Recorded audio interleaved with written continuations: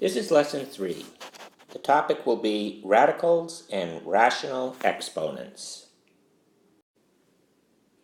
Most of you should be familiar with radicals. We could have the square root of 64, which by definition is what is the number which multiplied by itself is equal to 64. Similarly, we could have the square root of 49, which is what is the number which multiplied by itself is equal to 49. Now obviously both of these cases, the answer for the square root of 64 is 8, the square root of 49 is 7. Now we have something else known as the principal square root. Normally when we write the radical this way, we are looking for the principal square root, which means basically the positive number. Now granted, minus 8 times minus 8 is plus 64, but when written with the radical this way, we are looking for the principal square root or the positive square root of 64 and the positive square root of 49. Now, one thing that we need to be aware of is that we have various rules with regards to square roots, and we're going to discuss some of those now. The first of these is the product rule. And this rule simply says if we've got the square root of a product, it's equal to the square root of each of those values multiplied times each other. For example, the square root of a times b is equal to the square root of a times the square root of b. An example of the product rule might be the square root of 500. Well, what is 500 equal to? 500 equals 100 times 5, so therefore the square root of 500 is equal to the square root of 100 times the square root of 5. The square root of 100 happens to be a perfect square, so that's 10. Square root of 5 we leave as square root of 5, so the square root of 500 is equal to 10 times the square root of 5. The next is the quotient rule. This says that if I have the square root of a over b, it's equal to the square root of a over the square root of b. An example might be, say we had the square root of 100 over 9. This would be equal to the square root of 100 over the square root of 9, or simply 10 over 3. Now what about adding and subtracting radicals? You can only add or subtract radicals if the number underneath the radical is the same. For example, let's say I had 7 times the square root of 2 plus 5 times the square root of 2. Notice 2 is under the radical in both cases, so I can add these and it becomes 7 plus 5, or 12 times the square root of 2. But what if I had 7 times the square root of 3 plus the square root of 12? 3 is under one radical, 12 is under the other. I somehow have to make that square root of 12 have a 3 underneath it. Well, if you look at it, what is 12 equal to? 12 is equal to 4 times 3, so I could do the following. So this would become 7 times the square root of 3, we wouldn't change that. But instead of the square root of 12, we'd have the square root of 4 times 3. Well, the square root of 4 happens to be 2, so that becomes square root of 7 times the square root of 3 plus 2 times the square root of 3. Now we have the same number underneath the radical, so I can add these and it becomes 9 times the square root of 3. So sometimes when we're adding or subtracting, we might have to simplify the radical first. Now sometimes we have to do something called rationalizing denominators. What exactly does that mean? First of all, if we have something like 1 over the square root of 3, this is considered to be non-standard form. We are not supposed to have a radical in the denominator. We can only have radicals in the numerator for standard form.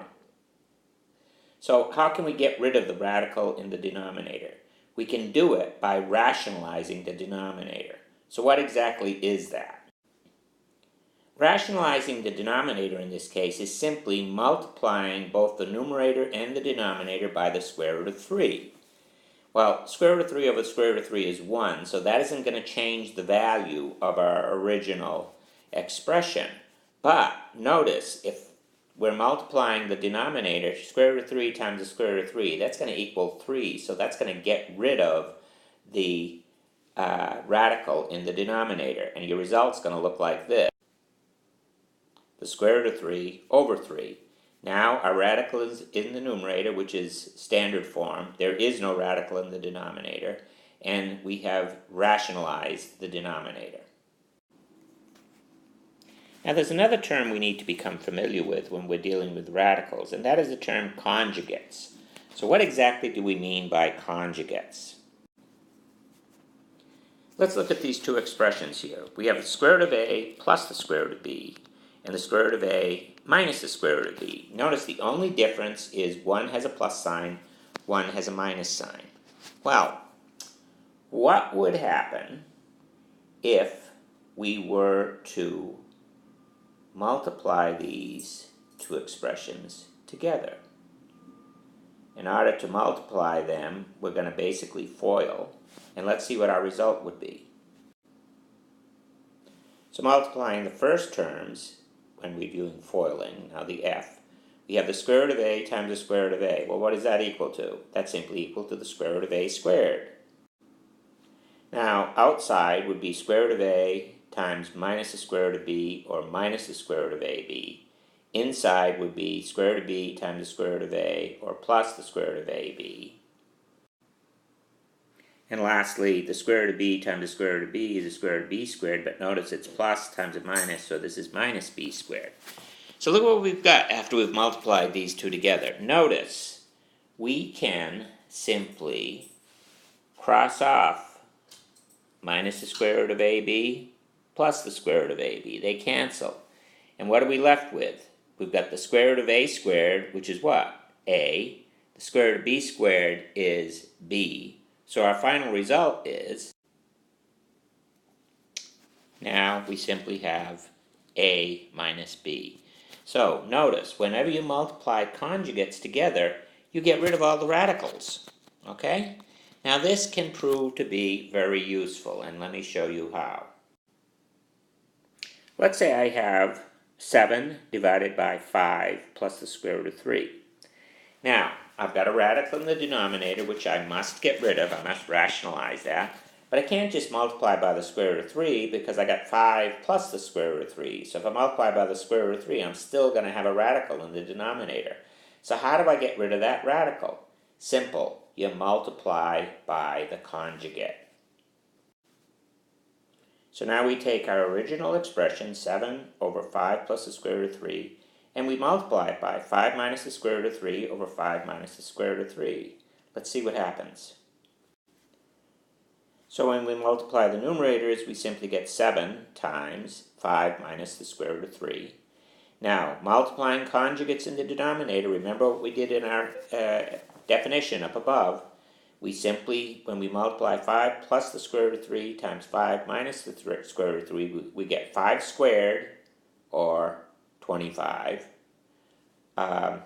minus the square root of 3 times the square root of 3, which is 3. So our final result ends up being 35 minus 7 root 3 over 22. So here we have taken the radical out of the denominator, put it up in the numerator, but by using conjugates we were able to do this. Now, all we have been talking about so far is square roots, okay?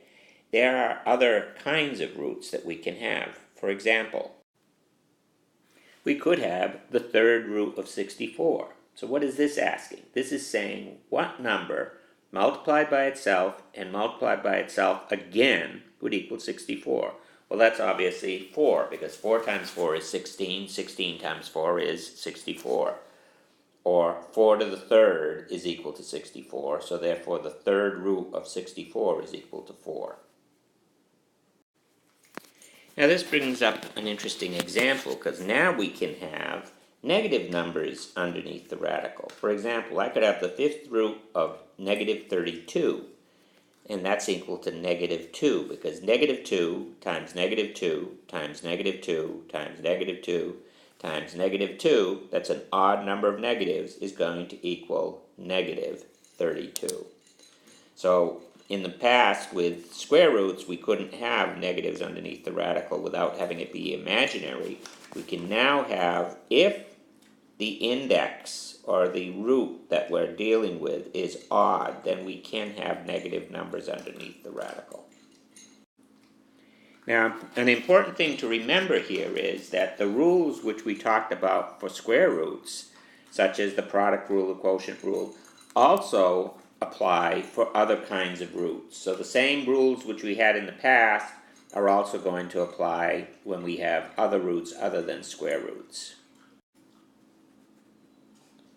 So this leads us to the term rational exponents. What are rational exponents and how do they fit into what we've been talking about with radicals?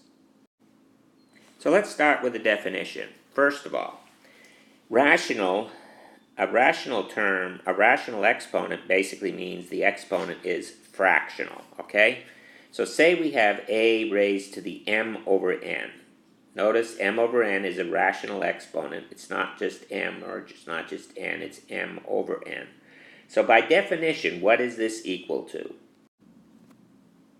So by definition, this is equal to the nth root of a to the m. So notice, look at our rational exponent.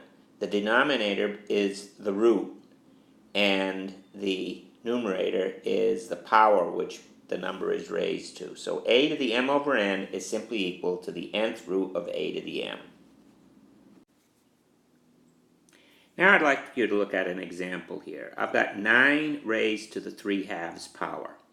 What exactly is that equal to? Now this is simply equal to the square root of 9 to the 3rd power. Now, there's a couple things to note here. Normally we don't write the 2 when we're dealing with the square root, okay? I've shown it here just for teaching purposes.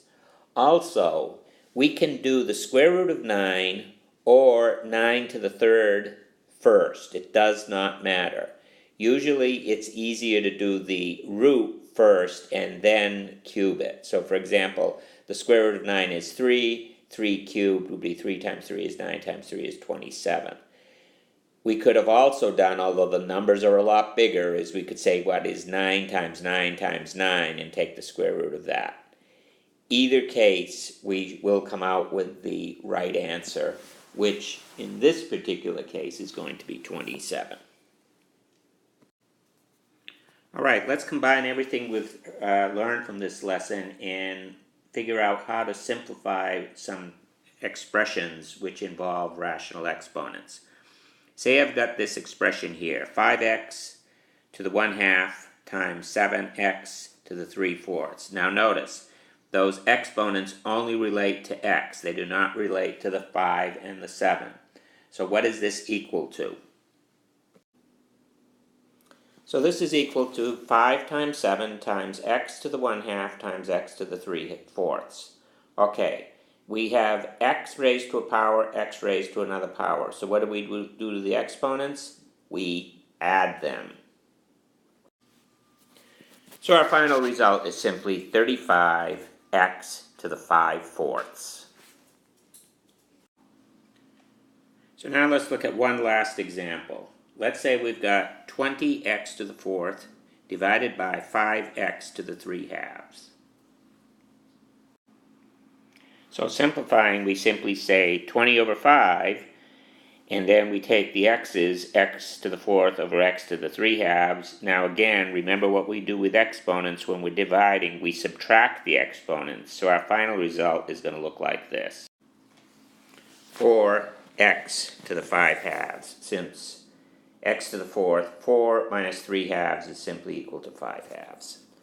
All right, now that we've gone over the lesson, now you should look at the next worksheet and see if you can apply what you've learned here.